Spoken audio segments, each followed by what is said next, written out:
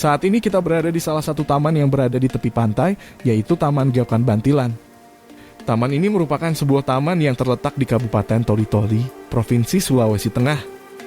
Taman ini berada di kawasan Timur MTQ dan terletak di pesisir pantai Gaokan Bantilan. Tempat ini menjadi tempat yang cocok untuk refreshing menikmati keindahan alam di hari libur.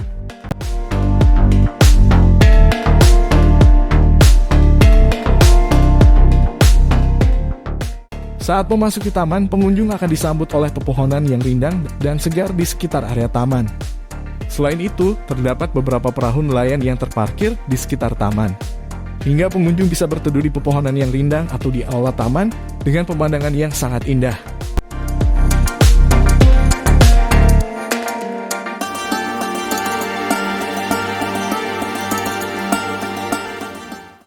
Di taman ini terdapat kolam air laut yang dangkal, di mana perahu nelayan parkir. Tempat ini menawarkan pemandangan pantai laut dan pulau lutungan yang menakjubkan. Selain pengunjung bisa menikmati panorama alam yang sangat memukau, pengunjung juga disuguhi pemandangan hijau nan luas, dan sangat cocok untuk dinikmati saat matahari terbit atau tenggelam.